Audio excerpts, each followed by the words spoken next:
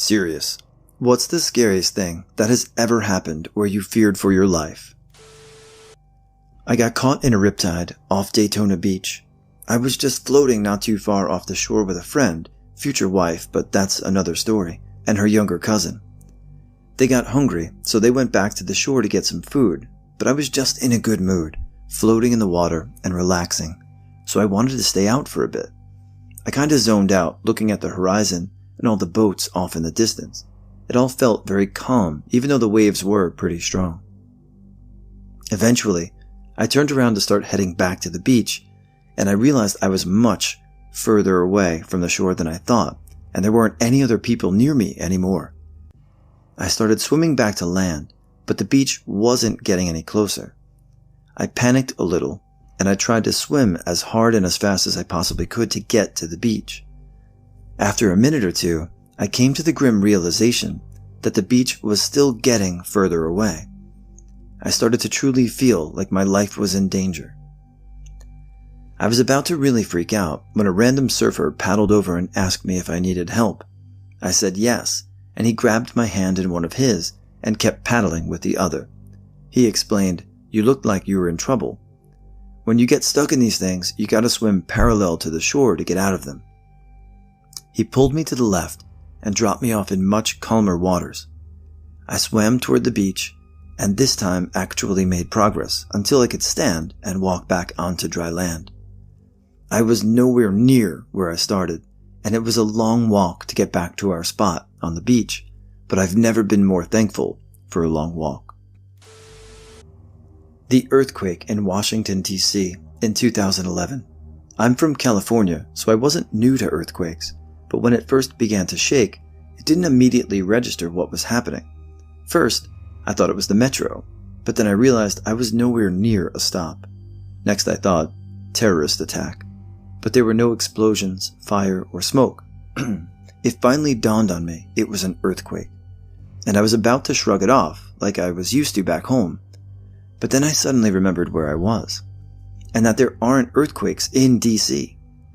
The apartment I lived in at the time was built in the late 50s, early 60s, and the noises it was making sounded like the steel beams were twisting and straining.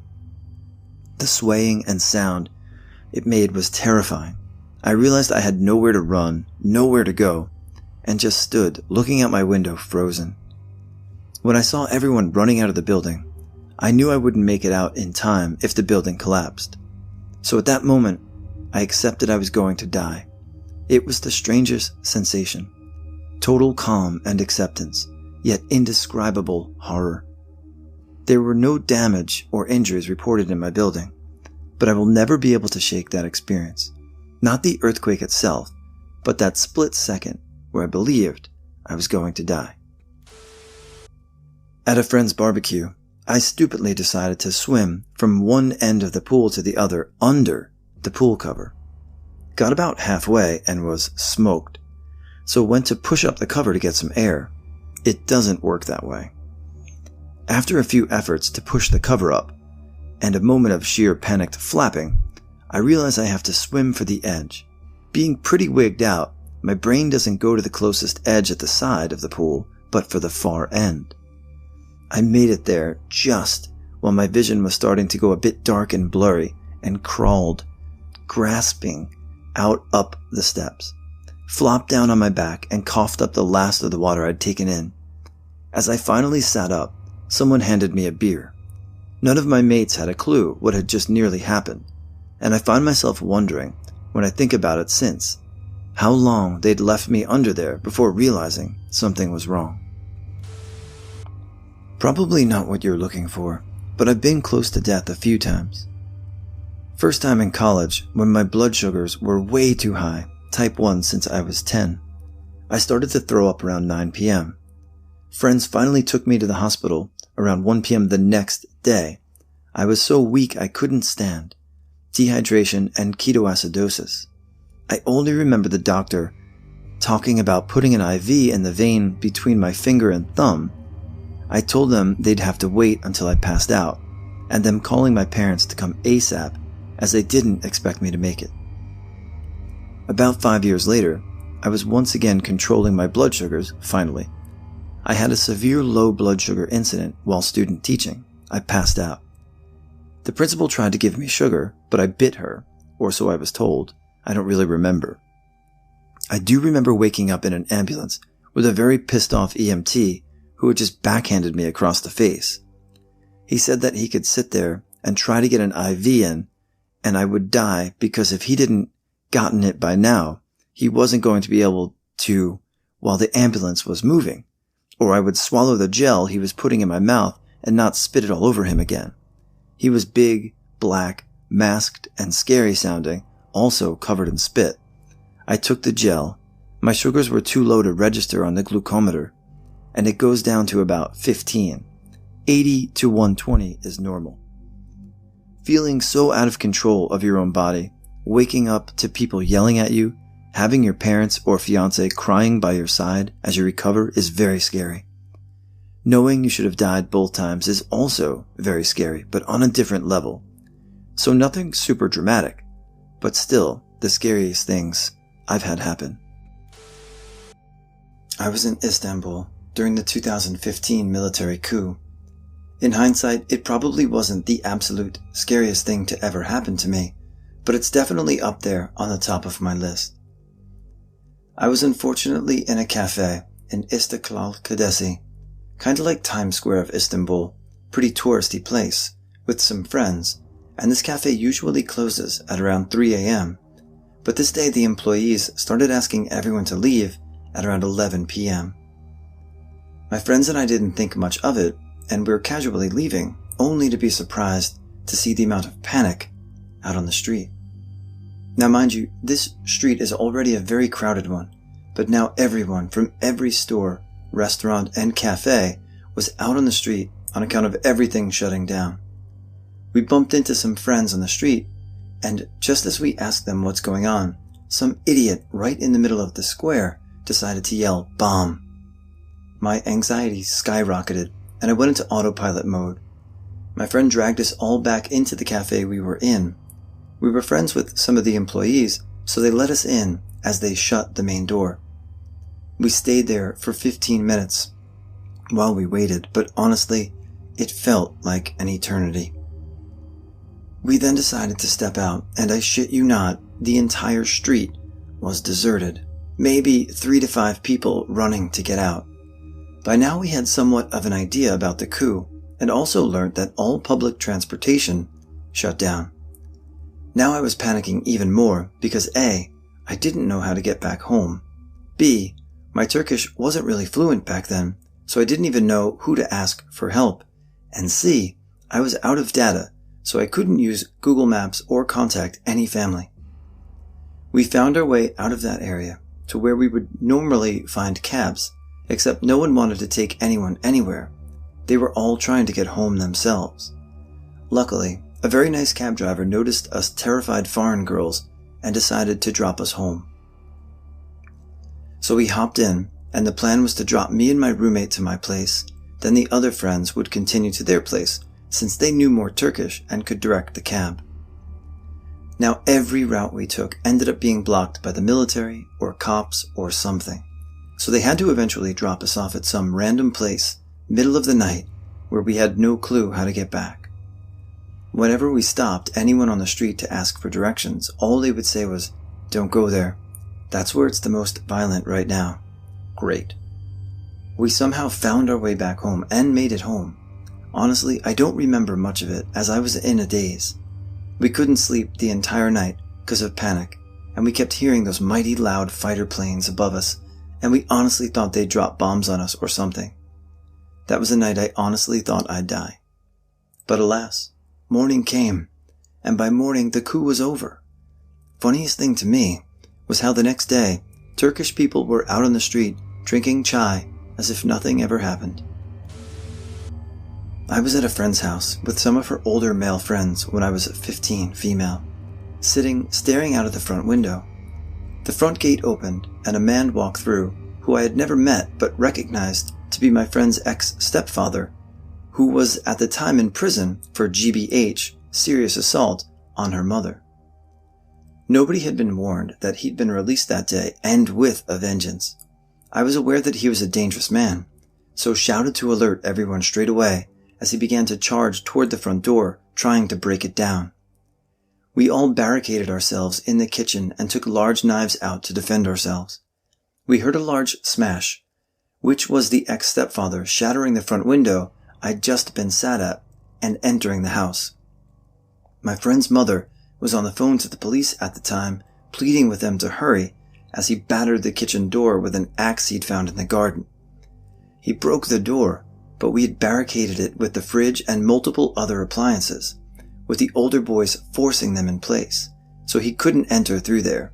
He was screaming and shouting as he tried, though with all kinds of death threats that I don't doubt he would have followed through on if he had the chance. He eventually gave up trying to enter through the kitchen door, and we saw him coming towards the kitchen window from the back garden with his axe. As he was about to launch the axe at the window, the police arrived and tasered him on the spot. It was such a lucky escape, and I'll be forever grateful to the brave police officers who saved our lives that day. I was probably around 11 years old. My neighbor, who was a kid around my age, would always come with me to the private pool in the nearby apartment complex. We totally weren't allowed in there, but we did. Well, one day, we were playing around and dunking each other, as a couple of rowdy boys do, and this strange man came over to swim. He was just chilling out for a while, and eventually came into the pool to swim, but in his own corner. I wasn't quite paying attention to the guy, as I didn't see anything that would bother me about him. So we're playing around for a little while more, and I got a little too rough with my friend. By that I mean, no more than I usually would, and definitely not anywhere near what I was used to with my older brothers while roughhousing. I go and dunk him into the water, and before I even see him come up, this dude essentially full Nelsons me from behind and just holds me underwater. I'm 11-ish, alone in this pool with my slightly younger friend and this strange guy. Well, the shock made me lose air from not holding my breath, and I just struggled. The guy would not let me go, and eventually I faked passing out. Well, that didn't work either. He just kept going. I don't remember how long I was under, but eventually I just gave up and he ripped me out of the water, freaked me the fuck out, and we got out of there quick. I never told my mom or anyone until years later because we weren't supposed to be over there and felt weird about saying that kind of thing happened. I was born in Syria, and in 2013 I was 11. Me and my cousin were in an internet cafe.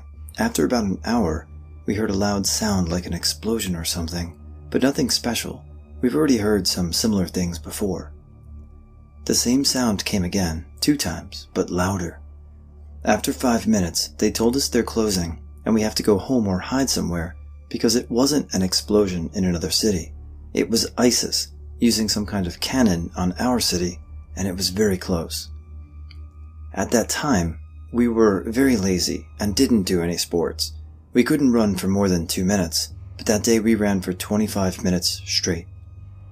We also heard 2 more explosions on the way home.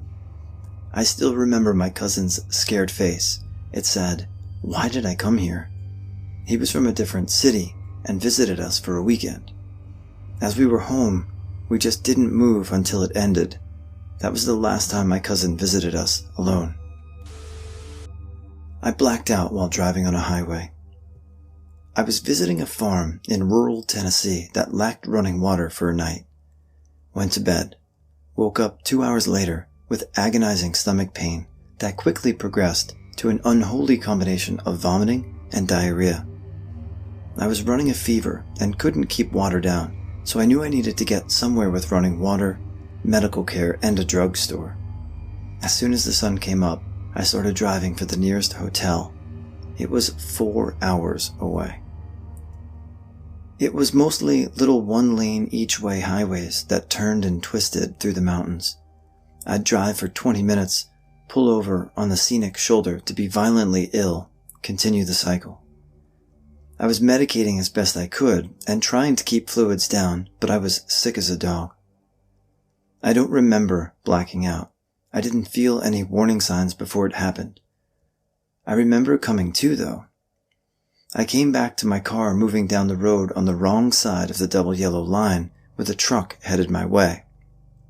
Driver leaning on the horn. He swerved around me. I swerved back to the right side of the road, and as soon as I got back, I was covered in a cold sweat. If the truck driver hadn't come along and honked, I would have either had a head-on collision or sailed right down a significant slope into some big trees. Either way, I was looking at what by all means should have been the scene of my death. I pulled over and caught my breath, then drove very carefully to the next gas station, where I sat in the parking lot desperately trying to hydrate. I either fell asleep or passed out again, still buckled in, and woke up to a very concerned man knocking on my window. He said I looked gray, like I'd had a heart attack or something, and wanted to call an ambulance. I probably should have let him. Instead, I pounded stomach meds and Gatorade for an hour and got going. When I finally got to the hotel, the person behind the register looked at me and decided to check me in early so I could go straight to my room. Stayed 4 days until the fever broke and I could take food again and moved on to my next destination. I was in the middle of getting disowned for being trans, but my mom took pity and covered the hotel room.